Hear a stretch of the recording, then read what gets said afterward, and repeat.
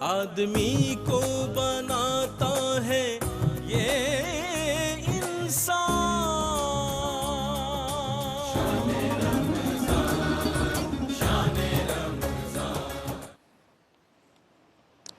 بسم اللہ الرحمن الرحیم. مولا یا صلی وسلم دائماً ابدا علی حبیبک خیر الخلق کلہم. ناظرین اکرام، نعمت افطار کی خصوصی ٹرانسمیشن اور آپ کا میزبان سرور حسین نقشبندی اور پروگرام قرآن کی روشنی لے کر آپ کی خدمت میں حاضر ہیں. رمضان مبارک کے تیسرے عشرے کا آج آغاز ہو چکا ہے اور یہ تیسرا عشرہ نجات کا عشرہ اس کو کہتے ہیں. اللہ تعالی ہمیں جہنم سے نجات عطا فرمائے، گناہوں سے نجات عطا فرمائے، برائیوں سے نجات عطا فرمائے اور اپنے قرب کی دولت سے ہم سب کو سرفراز فرمائے. اس عشرے میں دعا سکھائی گئی اور زیادہ سے زیادہ یہ ورد زبان رہنی چاہیے. اس کا ہر لمحہ بہت قیمتی ہے، ہر گھڑی بہت قیمتی ہے اور ہر دعا جو سرکار دو عالم صلی اللہ علیہ وآلہ وسلم نے ہمیں تعلیم فرمائی اس کے اندر حکمتوں کے جہان آباد ہیں. اللہم انکا عفو تحب العفو فاعف عنا. اللہ تعالیٰ ہم کو معاف فرمائے، ہماری غلطیوں سے کوتاہیوں سے درگزر فرمائے اور اس مہینے سے ہمیں مستفید ہونے کی زیادہ سے زیادہ توفیق عطا فرمائے. حمد کے اشعار سے آج کی اس ٹرانسمیشن کا نعمت افطار کا آغاز کرتے ہیں کہ کسی روشنی کا حصار ہے میرے چار سو، کسی روشنی کا حصار ہے میرے چار سو، یہ دھنک جو مرحلہ وار ہے میرے چار سو، یہ دھنک جو مرحلہ وار ہے میرے چار سو، یہ جو برکتوں کا حصار ہے میرے چار سو، تیری رحمتوں کی بہار ہے میرے چار سو، تیری رحمتوں کی بہار ہے میرے چار سو، کئی رنگ ہیں تیری شان کے میرے ہر طرف، کئی رنگ ہیں تیری شان کے میرے ہر طرف، کئی حیرتوں کا مدار ہے میرے چار سو، کبھی سبزہ و گل کی ہے دلکشی میرے سامنے، کبھی سبزہ و گل کی ہے دلکشی میرے سامنے، کبھی حسن لیل و نہار ہے میرے چار سو، کبھی حسن لیل و نہار ہے میری چار سو، اسی لیے تو میں اہل زر کی طرف نہیں دیکھتا، اسی لیے تو میں اہل زر کی طرف نہیں دیکھتا، تیری بندگی کا خمار ہے میرے چار سو، تیری بندگی کا خمار ہے میرے چار سو، یہ جو دھندلا پن ہے نگاہ کا یہ اجال دے، یہ جو دھندلا پن ہے نگاہ کا یہ اجال دے، میری معصیت کا غبار ہے میرے چار سو، میری معصیت کا غبار ہے میرے چار سو، نہیں دسترس کسی بے کلی کی میرے تلک، نہیں دسترس کسی بے کلی کی میرے تلک، تیرا نام وجہ قرار ہے میرے چار سو، تیرا نام وجہ قرار ہے میرے چار سو، کھلا مجھ پہ سرور بے خبر کسی باخبر کی نگاہ سے، کھلا مجھ پہ سرور بے خبر کسی باخبر کی نگاہ سے، میری اپنی ذات کا غار ہے میرے چار سو، میری اپنی ذات کا غار ہے میرے چار سو، یہ دھنک جو مرحلہ وار ہے میرے چار سو، کسی روشنی کا حصار ہے میرے چار سو. افطار ٹرانسمیشن کا آغاز ہم حمد باری تعالیٰ سے کرتے ہیں، اس کے اشعار آپ کی خدمت میں پیش کر دیے گئے اور آج کے موضوع کی طرف آتے ہیں. آج قرآن کی روشنی میں قرآن کے تعلق سے ہمارا موضوع ہے قرآن اور دنیا کی حقیقت. اس دنیا میں بھیجے جانے کا مقصد کیا ہے، اس کی حقیقت کیا ہے، اس کی بے ثباتی کیا ہے اور اس کے ذکر کو دنیا کو مچھر کے پر سے بھی کم اہمیت سرکار دو عالم صلی اللہ علیہ وسلم نے ارشاد فرمایا. لیکن اس کے باوجود اس کا جو خمار ہے، اس کی جو بے ثباتی سے ہماری نظریں اوجھل رہتی ہیں، اس کی کیا وجوہات ہیں، اس پہ انشاءاللہ ہم بات کریں گے. جناب مفتی محمد رمضان سیالوی صاحب تشریف فرما ہیں، خوش آمدید کہتے ہیں. السلام علیکم جناب. آپ کی تشریف آوری یقیناً روزانہ ہمارے لیے برکتوں کا باعث ہوتی ہے اور آج بھی انشاءاللہ آپ سے رہنمائی لیں گے. جناب قاری محمد یونس قادری صاحب ARYQ TV کے بہت ہی خوبصورت میزبان اور نعمت افطار کا مستقل حصہ ہمارے ساتھ موجود ہیں، آپ کو بھی خوش آمدید کہتے ہیں. سید ارباز حسین شاہ نوجوان ممتاز محترم ثنا خاں آج ہمارے ساتھ تشریف فرما ہیں، ان کو بھی خوش آمدید کہتے ہیں اور گزارش ہے کہ بسم اللہ کلام عطا فرمائیں.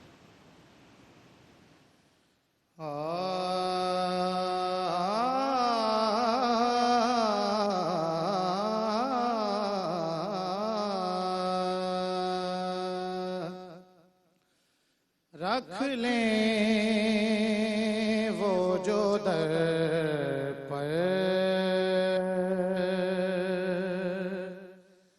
رکھ لیں وہ جو در پر مجھے دربان وغیرہ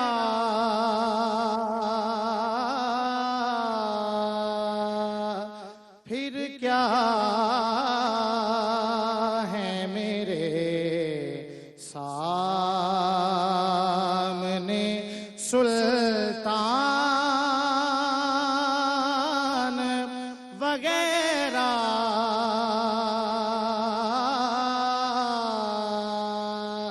پھر کیا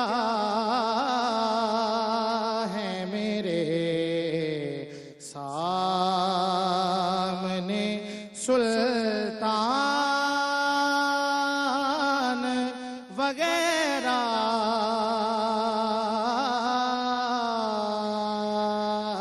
رکھ لیں وہ جو در پر بن کر مجھے رہنا ہے رہے گا کہ مدینہ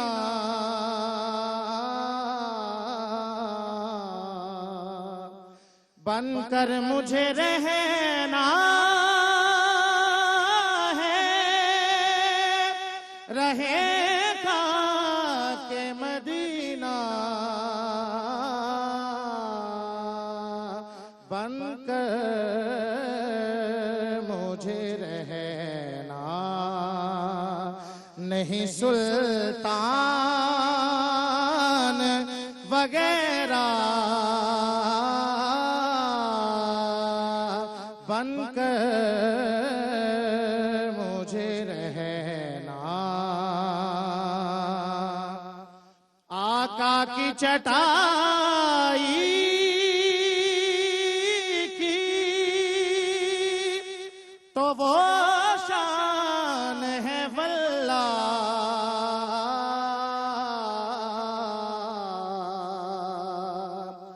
آقا کی چٹائی تو وہ شان ہے واللہ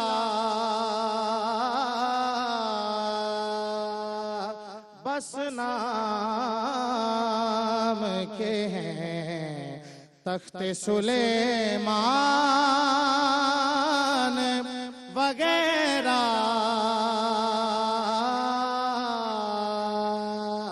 بس نام کے ہیں تخت سلیمان وغیرہ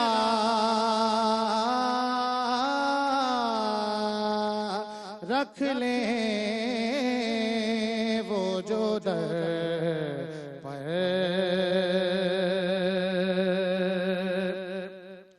آئیں تو صحیح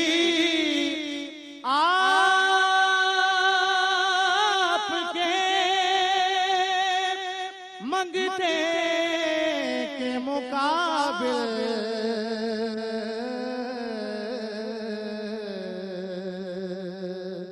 آئیں تو صحیح آپ کے منگتے کے مقابل جتنے زمانے کے ہیں سلطان وغیرہ جتنے بھی زمانے کے ہیں سلطان وغیرہ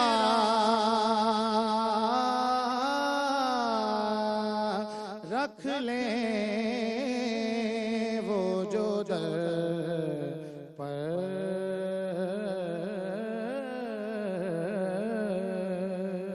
کیا کہنے ہیں، سلامت رہیں ماشاءاللہ، بہت بہت اچھے اشعار اور اچھے انداز سے ماشاءاللہ آپ نے عطا فرمائے۔ مفتی صاحب گفتگو کا آغاز کرتے ہیں اور قرآن کی نظر میں دنیا کی حقیقت اور حیثیت عطا فرمائے۔ بسم اللہ الرحمن الرحیم، بہت شکریہ سرور بھائی۔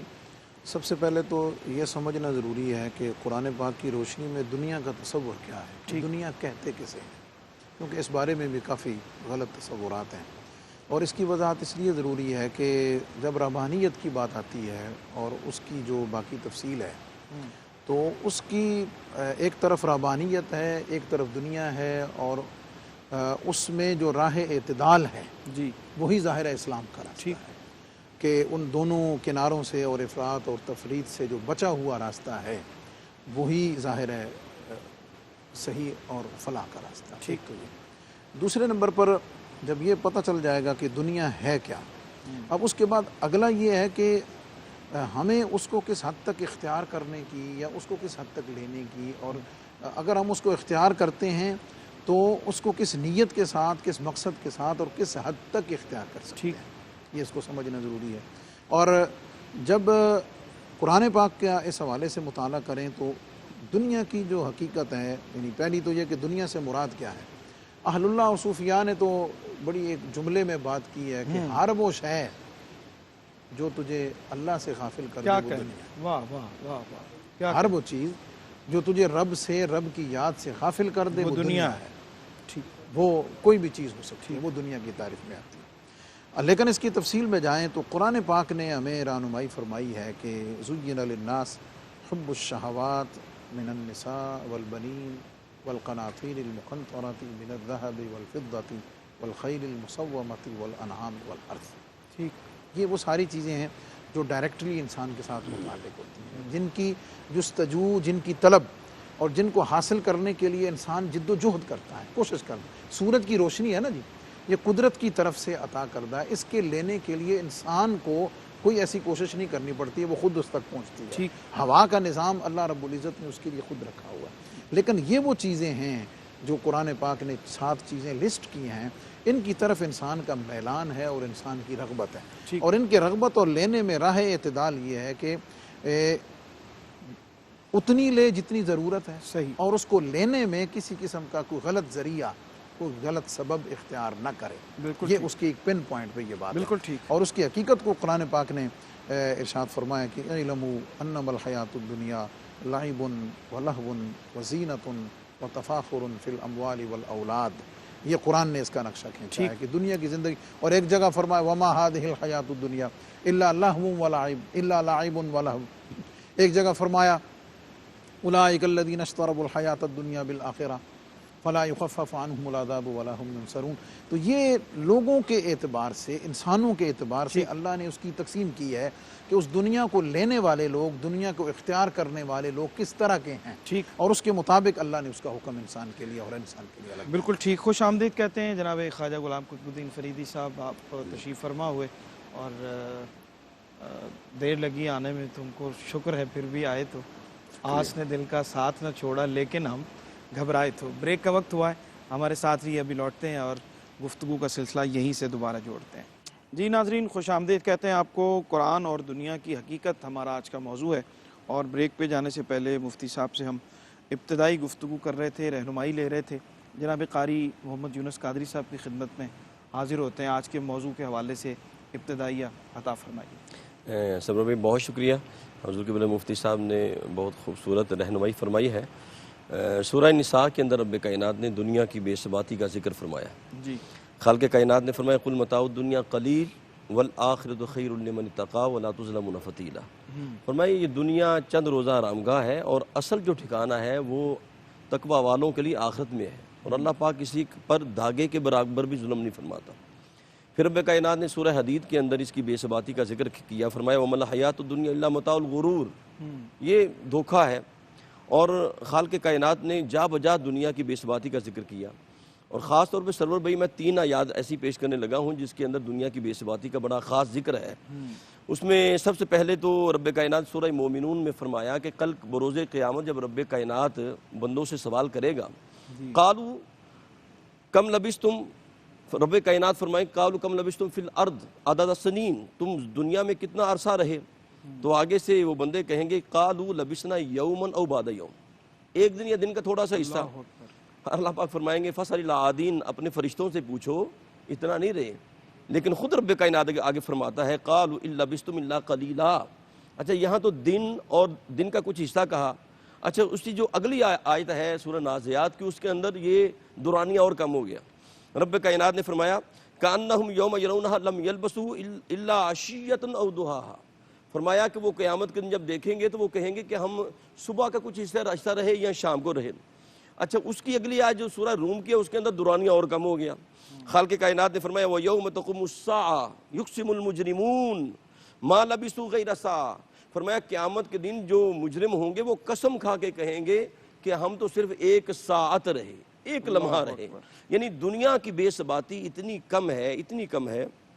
مولا کائنات مولا علی مشکل کشا کرم اللہ وجہ الکریم دنیا کی بے ثباتی کا ذکر فرماتے ہیں، فرماتے دنیا تو پیٹ پھیر کر جانے والی ہے اور اصل دائمی ٹھکانہ جو ہے وہ آخرت کا ہے۔ فرمایا دنیا کے بھی بیٹے ہیں، آخرت کے بھی بیٹے ہیں، فرمایا تم آخرت کے بیٹے بنو، دنیا کے بیٹے نہ بنو۔ فرمایا دنیا حساب کا دن نہیں ہے، دنیا عمل کا دن ہے، عمل کر لو۔ فرمایا قیامت حساب کا دن ہے، وہ عمل کا دن نہیں ہے۔ فرمایا اس سے پہلے کہ حساب کا دن بپا ہو، اس سے پہلے عمل صالح کما لو۔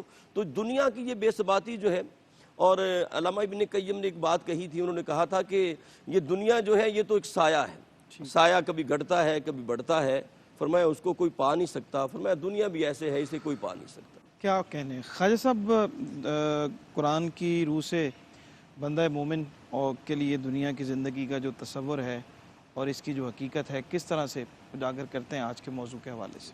بسم اللہ الرحمن الرحیم۔ شکریہ سرور صاحب۔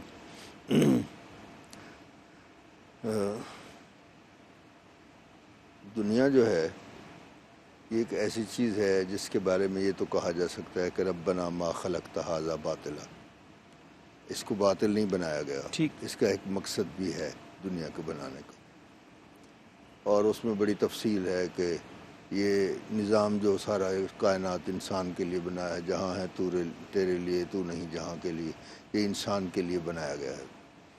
لیکن کچھ اس کے تقاضے ہیں، وہ یہ کہ جس طرح ایک کشتی پانی میں چلتی ہے،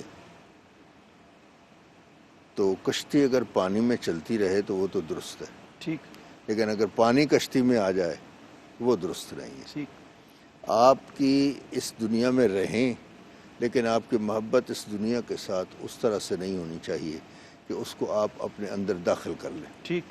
حضرت خواجہ غلام فرید رحمۃ اللہ علیہ کے جو فرزند تھے حضرت خواجہ محمد بخش نازک کریم، بڑے نفیس طبع تھے، اور نواب آف بہاولپور بہت زیادہ ان کو پیسے بھجواتے تھے تھیلے بھر بھر کے، اور بڑا انبار لگا دیتے تھے اس کے برآمدے میں۔ آپ لوگوں کو بلاتے تھے، ضرورت مندوں کو، اور ایک چلو مقرر ہوتے تھے ان کی ضروریات کے حساب سے، جس کو 2 چلو ضرورت ہے 2 دیتے تھے، جس کو 4 جس کو 1 2، اس طرح سے شام تک وہ ختم ہو جاتا تھا۔ تو ایک دن آپ نے اس میں سے ایک سکہ اٹھایا اور اس کو ہاتھ سے مسلتے رہے، بات بھی کرتے رہے، اس کو ہاتھ سے مسلتے بھی رہے، تو وہ نشان پڑ گیا انگوٹھے پر اور انگلی پر۔ آپ نے فرمایا تھوڑی دیر ہاتھ نے اس کے ساتھ پیار کیا ہے تو یہ کالا ہو گیا ہے، اگر دل بھی اس کے ساتھ پیار کرے گا تو وہ بھی کالا ہو جائے گا۔ تو بات یہ ہے کہ صوفیاء کے ہاں یہ ہے کہ ان کے نزدیک دنیا کی کوئی حقیقت نہیں ہے۔ دیکھیں، پوری آپ اپنی زندگی کا جائزہ لیں تو اس کو 2 حصوں میں آپ تقسیم کر سکتے ہیں، ایک آپ کے جانے سے پہلے، دنیا سے جانے سے پہلے، اور ایک جانے کے بعد کی۔ جتنے اختلافات، جھگڑے، فساد، قتل و غارت ہوتے ہیں اس بنا پہ ہوتے ہیں کہ جانے والا تو چلا گیا ہے، وہ کیا چھوڑ کر گیا ہے، اس پہ جھگڑے، اختلافات، قتل و غارت، کیس وغیرہ بہت کچھ ہوتا ہے۔ اگر اس کا دوسرا پہلو دیکھ لیں، وہ ساتھ کیا لے کر گیا ہے، تو کوئی جھگڑا بھی نہیں ہے۔ تو انسان تو یہاں آیا تھا، جس طرح میں پہلے بھی عرض کرتا رہتا ہوں کہ ایک بے لباس آیا تھا، اور کس لیے آیا تھا؟ از بیابان عدم تاثر بازار وجود، بتلاش کفن آمدہ اریان چند۔ کچھ بے لباس لوگ آئے تھے اور ایک کفن تلاش کر کے واپس چلے گئے ہیں۔ اس کے علاوہ دنیا سے کوئی بھی نہیں جاتا۔ جو بھی دنیا میں آتا ہے اس کے لیے فیض نے کہا تھا نا کہ اجل کے ہاتھ کوئی آ رہا ہے پروانہ، نہ جانے آج کی فہرست میں رقم کیا ہے۔ کیا کہنے، سبحان اللہ سبحان اللہ۔ مفتی صاحب، دنیا کو فانی کہا گیا، ناپائیدار کہا گیا، ختم ہو جانے والی کہا گیا، زندگی جو ہے وہ اس کو متاع قلیل کہا گیا اس دنیا کو، لیکن اس کے باوجود اس کا ثبات بھی ہے، دنیا میں موجودگی بھی ہے، رہنا بھی ہے۔ ان دونوں چیزوں کے ساتھ کس طرح سے توازن فنا اور بقا کے ساتھ قائم رکھا جائے؟ کہ قرآن پاک نے اس کے لیے ایک لفظ استعمال فرمایا ہے، جیسے آیت کاری صاحب نے بھی تلاوت فرمائی کہ وہ مل حیات الدنیا الا متاع الغرور۔ اس میں دو لفظ ہیں، ایک متاع اور ایک غرور۔ متاع ہر وہ چیز ہوتی ہے کہ جس کو استعمال کیا جائے، برتا جائے، ٹھیک ہے جی۔ اور جو استعمال کرنے والی، برتنے والی چیز ہوتی ہے، کبھی اس سے محبت اور پیار نہیں کیا جاتا ہے، اس کو محض اپنے مقصد کے لیے استعمال کر کے وہاں سے گزر جایا کرتے ہیں۔ صحیح۔ ایک تو، اور دھوکہ جو کہا گیا ہے، دھوکہ انسان کی سوچ اور فکر میں ہوتا ہے۔ بنیادی دھوکہ انسان کیا سمجھتا ہے؟ انسان جو ہے وہ اس کو جمع کرنے اور اکٹھا کرنے کی حرص میں زیادہ مبتلا ہے، ٹھیک۔ اور اس جمع کرنے اور حرص کرنے کا جو مقصد ہے وہ قرآن پاک نے تفاخر بیان کیا ہے کہ دوسروں سے اپنے آپ کو ممتاز کرنا، اپنے آپ کو دوسروں سے بڑا ظاہر کرنا، اور دوسروں پر اپنی برتری اور اپنی عظمت کا احساس جتلانا۔ صحیح۔ لیکن اس میں مطلب بیک سین پر دماغ میں جو چیز چل رہی ہوتی ہے وہ یہ ہے کہ انسان اس خوش فہمی میں مبتلا ہوتا ہے کہ یہ جتنا میں نے اکٹھا کر لیا ہے یہ سارا میرا ہے، چونکہ وہ اسے اپنا سمجھتا ہے کہ یہ سب میرا ہے۔ ٹھیک۔ یہ جو خوش فہمی ہے، یہ جو غلط فہمی ہے، یہی اس کو دھوکے میں مبتلا کرتی ہے کہ اب مجھے کسی اور چیز کی ضرورت نہیں ہے، مجھے کسی اور کی حاجت نہیں ہے، کیونکہ میرے پاس سب کچھ بہت زیادہ ہے، مجھے کسی کی کیا پرواہ ہے، مجھے کسی کی کیا ضرورت۔ یہ وہ چیز ہے جو اللہ سے غافل کرتی ہے، اللہ کی یاد سے غافل کرتی ہے، آخرت سے غافل کرتی ہے، انسان کے کردار اور اس کی شخصیت کی تعمیر میں اور اس کے اعلیٰ اقدار اور اعلیٰ اخلاق میں رکاوٹ ہوتی ہے، اور یہیں سے انسان کے اندر اس انسانیت کا بگاڑ شروع ہوتا ہے کہ جس کی اصلاح کے لیے انبیاء تشریف لائے۔ اب اس تصور کو اور اس خوش فہمی کو نبی کریم علیہ السلام نے کیسے دور فرمایا اور کیسے آشکار فرمایا۔ حضور علیہ السلام نے ایک مرتبہ اپنے صحابہ اعظام سے پوچھا کہ تمہارا مال کون سا ہے؟ تو انہوں نے عرض کی یا رسول اللہ صلی اللہ علیہ وسلم، ہمارا مال وہ ہے جو ہمارے گھروں میں ہے۔ ظاہر ہے اس زمانے کے مطابق درہم و دینار اور جو بھی جانور، مکان، باغات جو بھی ان کا تھا، آج کے دور کے مطابق جو بھی چیزیں ہیں۔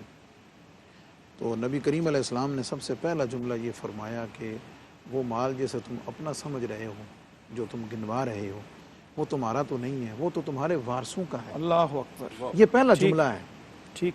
یہ پہلی سوچ اور اس کی ڈائریکشن کی درستگی ہے کہ تم نے یہ سمجھا ہوا ہے کہ یہ سارا جو تم نے اکٹھا کیا ہوا ہے یہ تمہارا ہے، یہ تمہارا نہیں، یہ تو تمہارے وارثوں کا ہے۔ کیوں؟ آج اگر آنکھ بند ہو جائے، آج اگر موت آ جائے تو ظاہر ہے وہ سارے کا سارا تعلق ختم ہو جائے گا اور اس کے وارثوں میں تقسیم ہوگا، وہ اس کے لیے لڑے مریں گے اور وہ ان کے لیے ہوگا۔ اب جب اتنی کاری ضرب لگی اس سوچ پر کہ ہم نے تو سمجھا ہوا تھا کہ یہ ہمارا ہے، یہ تو اولاد کا ہے، تو پھر خود عرض کی صحابہ نے یا رسول اللہ صلی اللہ علیہ وسلم پھر ہمارا کون سا ہے؟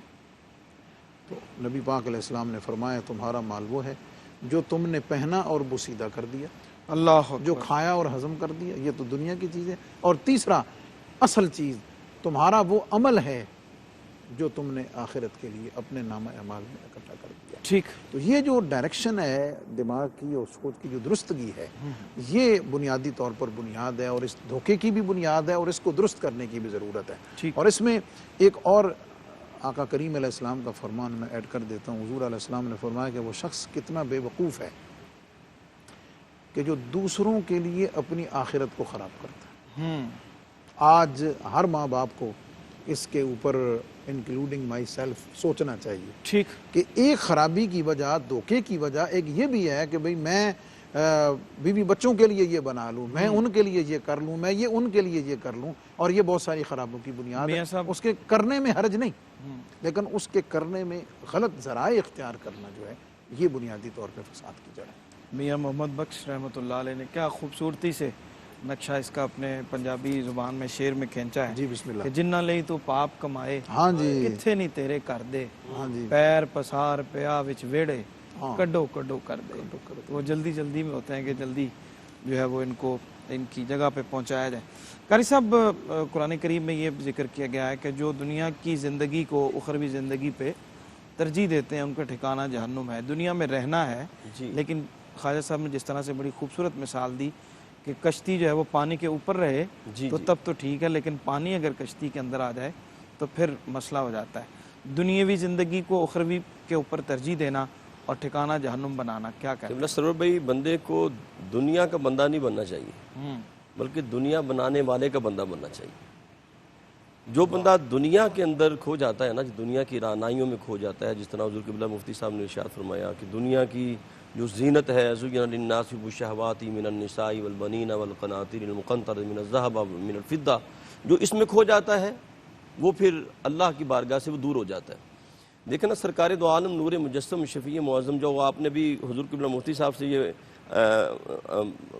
सवाल किया और मुफ्ती साहब क़िबला ने बड़ा खूबसूरत जवाब दिया कि हर बंदा ये यकीन कामिल रखता है कि मैंने मरना है और आखिरत का सबको कोई यकीन है। हज़रत अब्दुल्ला बिन मसूद हाशमी रज़ी अल्लाह तआला बयान फरमाते हैं कि ताज्जुब है उस बंदे पर कि जो आखिरत पर यकीन रखता है लेकिन तैयारी सारी दुनिया की कर रहा है। हर बंदे को पता है कि आखिरत में जाना है, अल्लाह की बारगाह में हाज़िरी देनी है, उसकी बारगाह में पेश होना है, लेकिन वो सारी तैयारी, सारी मेहनत, सारी तगोदो वो दुनिया के लिए करता है। सरकार दो आलम नूर मुजस्सम जलवा फरमा है और आपके जिसमें तहर पर चटाई के निशान पड़े और आप रोटी को भगो कर जनाब तनावल फरमा रहे थे और जनाब हज़रत उमर फ़ारूक रज़ी अल्लाह तआला आपकी बारगाह में हाज़िर हुए, देखा ना ये सारा कुल कायनात छोटी सी देखी कि जनाब खाने के लिए भी कुछ नहीं है और लेटने के लिए भी कुछ नहीं है, तो आपकी आंखों में आंसू जारी हो गए। तो अर्ज़ की या रसूलल्लाह, कैसर किस तरह के बादशाह तो दुनिया के मज़े लूट रहे हैं और आपके पास तो कुछ भी नहीं है। तो करीम आका अलैहिस्सलाम मुस्कुराए फरमाया, क्या उमर तो इस बात पे राज़ी नहीं है कि कैसर किसरा के बादशाह दुनिया के मज़े लूटे और हम आखिरत के मज़े लूटे?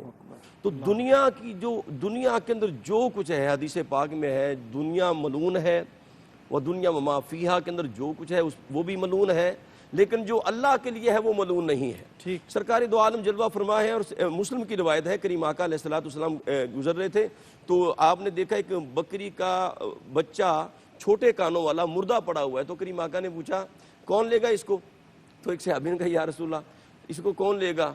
तो कहा 1 दिनार में को लेना चाहिए। या रसूलल्लाह 1 दिनार क्या है, ये तो मुर्दा है और कान भी छोटे हैं, नक्स है इसके अंदर, ये जिंदा भी होता तो हम ना लेते। तो फरमाया कि दुनिया की वक़्त अल्लाह की बारगाह में ऐसी है। अल्लाह अकबर, अल्लाह अकबर। बड़ी खूबसूरत बात कारी साहब ने की, लेकिन इसका एक और पहलू उस पर हम इंशाल्लाह ब्रेक के बाद आके बात करते हैं कि हमें दुआ सिखाई गई कि रब्बना आतिना फिद दुनिया हसनतम, दुनिया का जिक्र पहले किया गया और उसकी हसनात अल्लाह से तलब की गई, उस पर बात करते हैं। और आज 21 रमज़ान मुबारक है, मौला कायनात सैयदना अली करमुल्लाह वजहुल करीम का यौम शहादत है। उस हवाले से, उनकी सीरत के हवाले से भी अपने मेहमानों से रहनुमाई लेते हैं, लेकिन एक छोटे से वक्फे के बाद। जी खुशामदीद कहते हैं नाजरीन ब्रेक के बाद आपको। और आज हम बात कर रहे हैं कुरान और दुनिया की हकीकत, और हमें ज्वाइन किया है ननकाना साहब से मुमताज़ मोहतरम सनाखा मोहम्मद शुएब रज़ा साहब ने। आपको खुशामदीद कहते हैं जनाब। ख़ाजी साहब, गुफ्तगू हमारी उस मरहले पे पहुंची थी, कारी साहब ने ज़िंदगी के एक पहलू पे ज़िक्र किया और ब्रेक पे जाने से पहले मैंने अर्ज़ किया कि अल्लाह ताला ने हमें ये दुआ सिखाई है, रब्बना आतिना फिद दुनिया हसन, आखिरत से पहले दुनिया की हसनात मांगने का जिक्र किया है। उस हवाले से कंक्लूड कीजिए गुफ्तगू को और मौला कायनात का जिक्र भी फरमाइए। जनाब वाला, अल्लाह ताला ने दुनिया के अंदर खूबियाँ भी रखी हुई हैं, ये आपका हुस्न इंतखाब है कि आप उनमें से खूबियों को तलाश करते रहें। ठीक है, जहाँ है तेरे लिए तू नहीं जहाँ के लिए, ये कुलिया है। खूबियाँ भी दुनिया में ये हैं कि आप जब अच्छे अमल करेंगे, किसी की खिदमत करेंगे, किसी मजलूम की मदद करेंगे, ये भी नेकी तो इसी दुनिया की है ना, ठीक, जिसको आप हासिल कर रहे हैं। और इस पे मदार है आखिरत की अच्छी ज़िंदगी का, इस दुनिया की ज़िंदगी का दारो मदार इसी पे है, क्योंकि जो आपका हिसाब किताब होगा वो भी तो इसी पे दारो मदार होगा। बिल्कुल। बल्कि एक आदमी अगर बड़ा नेक है, इबादत गुजार है, तहज्जुद गुजार है, बहुत उसने कोई गुनाह नहीं किया, तो अल्लाह ताला उससे भी पूछेगा کہ یہ تو درست ہے کہ تم نے کوئی برائی نہیں کی، تم نے نمازیں پڑھی ہیں، روزے رکھے ہیں، حج کیا ہے، زکوٰۃ دی ہے، لیکن پہلے یہ بتاؤ کسی کے لیے تم نے کیا کیا ہے۔ ٹھیک، تو بات یہ ہے کہ اپنے لیے تو سب ہی جیتے ہیں اس جہاں میں، ہے زندگی کا مقصد اوروں کے کام آنا، درد دل کے واسطے پیدا درد کیا دل کے انسان۔ واسطے پیدا کیا انسان کو، ورنہ طاعت کے لیے کچھ کم نہ تھے روپیہ۔ تو بات یہ ہے کہ اس انسان کو اس دنیا سے جو حسنات ہیں ان کو چننا چاہیے، اس سے فائدہ حاصل کرنا چاہیے، ٹھیک، لیکن اس کے ساتھ ساتھ یہ ہے کہ دنیا سے دل نہ لگاؤ۔ صحیح، دنیا میں ہوں، دنیا کا طلبگار نہیں، بازار سے گزرا ہوں، خریدار نہیں۔ ٹھیک، یہ دنیا ساری دیکھنے کے لیے، بالکل ٹھیک، اللہ نے اس کو خوبصورت بنایا ہے، صحیح، اس کو دیکھو۔ جو لوگ دیکھتے نہیں ہیں اور اس سے بڑا حجاب کرتے ہیں، ان کے بارے میں بھی کسی نے یہ شعر کہا تھا کہ زاہد نہ داشت تاب جمال پری رخاں، واہ واہ واہ، زاہد نہ داشت تاب جمال پری رخاں، اچھے خوبصورت لوگوں کو دیکھنے کی طاقت نہیں تھی، اس لیے کنجے گرفت و یاد خدا را بہانہ ساخت۔ کیا کہیں، ان سبحان کو اللہ۔ دیکھنا بھی چاہیے اور دیکھ کر اپنے دل کو قابو میں، کنٹرول میں رکھنا چاہیے کہ اپنی توجہ اس ذات کی طرف ہونی چاہیے۔ میں گل کو دیکھ کے تخلیق گل کی سوچتا ہوں، گلوں کو دیکھتے رہنا تو کوئی بات نہیں، دھیان جو ہے وہ خالق کی طرف ہونا چاہیے۔ اور اگر اشعار عطا فرما دیں مولا کائنات کے حوالے سے کوئی بات جو آپ فرمانا چاہیں۔ حضور مولا کائنات کرم اللہ تعالیٰ وجہ الکریم کی میں اگر اجازت ہوگی تو میں دو باتیں اختصار کے ساتھ عرض کرنا چاہوں گا۔ ایک بات تو یہ ہے کہ ان کی محبت سرکار کے ساتھ، ٹھیک، وہ یہ ہے کہ جب سلو نامہ لکھا جا رہا تھا تو حضرت مولا کائنات کو حکم ہوا لکھنے کے لیے، جی، اس میں آپ نے آغاز یہاں سے کیا، جیسے عام لکھتے ہیں من کے فلاں بن فلاں، ٹھیک، میرے اپنا نام لکھا جاتا ہے، تو انہوں نے اس میں حضور کی طرف سے چونکہ لکھنا تھا، لکھا من محمد رسول اللہ صلی اللہ علیہ وسلم۔ صحیح، جب انہوں نے اس کو پڑھا تو انہوں نے کہا اگر اس پہ دستخط کر دیں تو پھر تو جھگڑا ہی کوئی نہیں رہ جاتا، اس کو کاٹ کر من محمد ابن عبداللہ لکھ دو۔ ٹھیک، تو حضور اگر مولا کائنات کو کوئی حکم فرمائیں تو یہ ممکن ہی نہیں ہے کہ وہ نافرمانی کریں، بے شک، لیکن جب حضور نے حکم فرمایا کہ علی اس کو کاٹ کر یہاں لکھ دو من محمد ابن عبداللہ، عرض کی حضور علی کا قلم محمد رسول اللہ لکھ تو سکتا ہے، کاٹ نہیں سکتا۔ اللہ اکبر، یہ ان کی محبت تھی۔ اور ایک دوسرا وہ جو پہلو تھا وہ یہ تھا کہ جب حضور ان کی گود میں آرام فرما رہے تھے اور وہ سورج غروب ہو گیا، ٹھیک، تو اس وقت مولا کائنات نے ابھی نماز نہیں پڑھی تھی، تو جب حضور بیدار ہوئے تو حضور نے تنبیہ نہیں فرمائی کہ علی تم نے نماز کیوں نہیں پڑھی، مجھے جگا دیتے۔ اس وقت جو بات کی حضور نے نا جی، اللہ تعالیٰ کی بارگاہ میں، وہ یہ فرمایا اللہم انہو کان فی طاعتک و طاعت رسولک، اے اللہ جس وقت علی نے جان بوجھ کر جاگتے ہوئے نماز عصر نہیں پڑھی اور میری نیند پر قربان کر دی، اس وقت تیری اطاعت میں بھی تھا اور تیری رسول کی اطاعت میں بھی تھا۔ مولا علی نے واری تیری نیند پر نماز، اور وہ بھی عصر سب سے جو اعلیٰ خطر کی ہے۔ ثابت ہوا، چشتی شعر ہے قادری صاحب کا، مولانا احمد رضا خان صاحب کا، کہ ثابت ہوا کہ جملہ فرائض فروع ہیں، اصل الاصول بندگی استاج ور کی ہے۔ کیا کہنے، قاری صاحب کیا فرماتے ہیں مولا کائنات کا ذکر اختتام؟ قبلہ سرور بھائی کیا کہنے، آج مولا کائنات کا یوم پاک ہے اور کیا عظمتیں ہیں آپ کی کہ جن کی ولادت کعبے میں ہے اور جن کی شہادت مسجد میں ہے۔ کیا کہنے مولا کائنات کے کہ جناب جن کی آنکھ کھلے تو پہلا دیدار مصطفیٰ ہو، اللہ اکبر، جن کی پہلی خوراک لعاب مصطفیٰ ہو، جو گود مصطفیٰ میں تربیت پائے، قربان جاؤں جو سوئے تو اٹھانے مصطفیٰ آئیں، جو روٹھ جائے تو منانے مصطفیٰ آئیں، قربان جاؤں جن کو دیکھنا عبادت ہے، جن کا ذکر عبادت ہے۔ اور مولا کائنات کا رتبہ دیکھیں کہ مواخات مدینہ کے موقع پر کریم آقا علیہ السلام نے جب سب کی مواخات کر دی نا، اخوت کے رشتے میں استوار کر دیا، تو مولا علی کرم اللہ وجہ الکریم روتے ہوئے یا رسول اللہ مجھے تو کسی کا بھائی نہیں بنایا، فرمایا ان کا بھائی میں نے بنایا ہے، یا علی انت اخی فی الدنیا والآخرہ، تو دنیا اور آخرت میں میرا بھائی ہے۔ تو مولا علی کو وہ ہے کہ جن کے ہاتھ میں رب کائنات نے جنت کی ٹکٹ عطا فرمائی ہے۔ اور یہ آخری جملہ میں آخری پیش کر دوں کہ کہ مولا علی کے پاس ٹکٹ ہے، لیکن آپ نے فرمایا تھا میں ٹکٹ اس کو دوں گا جس کے سینے میں تاجدار صداقت کی محبت ہوگی، اور نام علی میں اتنی برکت ہے۔ اور آخری شعر ہے کہ طوفان آ رہا تھا مگر ڈیر ہو گیا، میں نے علی کا نام لیا زیر ہو گیا، اور تاثیر ایسی ہے علی مولا کے نام میں، ارے جس نے بھی لیا خدا کی قسم شیر ہو گیا۔ مفتی صاحب، مولا کائنات کا ذکر تو ایسی تاثیر ہے اور ایسی برکت ہے کہ چھڑ جائے تو نہ ختم ہونے والا کیسے برکت کیسے نہ ہو کہ ذکر علی عبادت، نبی پاک صلی اللہ علیہ وسلم نے کیا فرمایا ہے سبحان اللہ، علی کا ذکر کرنا عبادت ہے، اور ایک بڑا نفیس پہلو نذرانہ محبت اور عقیدت کے طور پر کہ معیار حق علی ہے، اللہ اکبر، اللہ اکبر، معیار حق علی ہے۔ اور صرف دین کے معاملات میں ہی نہیں، جب دنیا کے معاملات میں بھی تم انصاف کے ساتھ گنگالنا چاہو گے تو حق کل بھی علی کے ساتھ تھا، اللہ آج بھی علی کے ساتھ، اللہ اکبر، اور جو علی کے ساتھ ہیں، علی سے محبت کرنے والے ہیں، علی سے عشق اور علی سے پیار کرنے والے ہیں، وہ ہر اس سے پیار کرتے ہیں جس سے علی پیار کرتا ہے۔ کیا کہیں، اور میں نے پچھلے جمعہ پر ایک جملہ کہا تھا کہ جس سے حسن قریب ہے ہم اس سے قریب کیوں نہ ہوں، واہ اور جس سے حسین دور ہے ہم اس سے دور کیوں نہ ہوں۔ کیا کہنے، واہ معیار حق کل بھی علی تھا اور علی کی حال ہے، سبحان اللہ، اور آج بھی معیار حق یہ ہے۔ بہت شکریہ جناب مفتی محمد رمضان سیالوی صاحب، جناب قاری محمد یونس قادری صاحب، بسم اللہ۔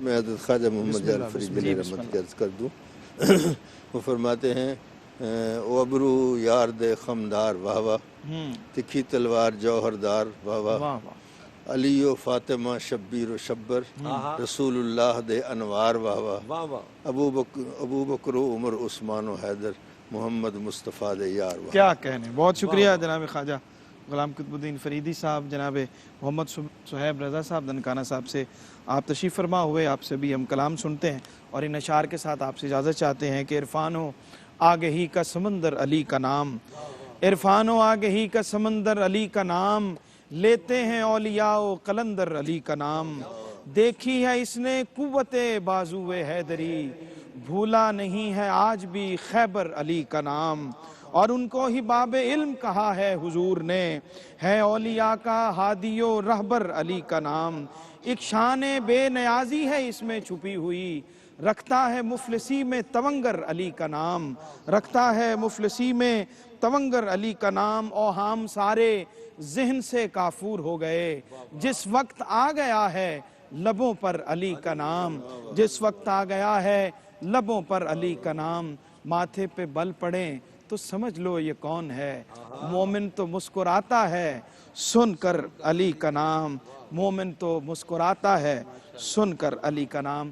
انہی اشعار کے سائے میں اجازت دیجیے، ہماری ٹرانسمیشن جاری رہے گی۔ کراچی اسٹوڈیو سے سلمان گل صاحب آپ کو جوائن کریں گے، کلام شامل کرتے ہیں، اور انشاءاللہ العزیز کل آپ سے ایک نئے موضوع کے ساتھ پھر ملاقات ہوگی، اللہ نے کے بان۔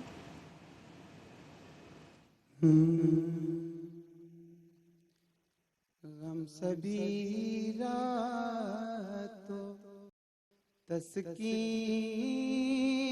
میں ڈل جاتے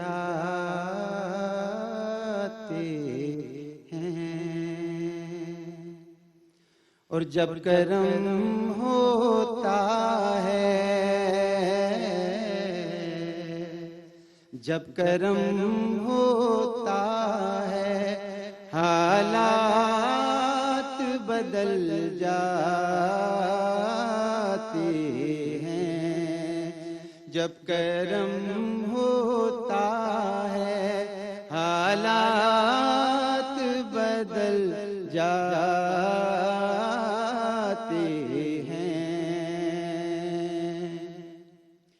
اور اس میں احمد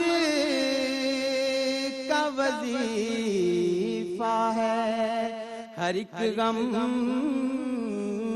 کا علاج، یا رسول اللہ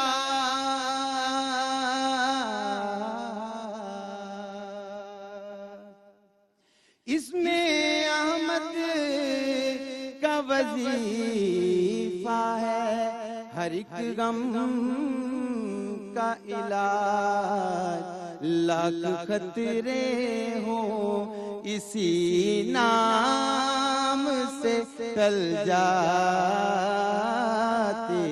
ہیں جب کرم ہوتا ہے حالات بدل جاتے ہیں اور رکھ ہی لیتے ہیں برم ان کے کرم کے صدقے رکھ ہی لیتے ہیں برم ان کے کرم کے صدقے جب کسی بات پہ دیوانے مچل جاتے ہیں جب کسی بات پر دیوانے مچل جاتے ہیں اور آگے تیرے قدموں میں یہ سن کر ہم بھی یا رسول اللہ یا حبیب اللہ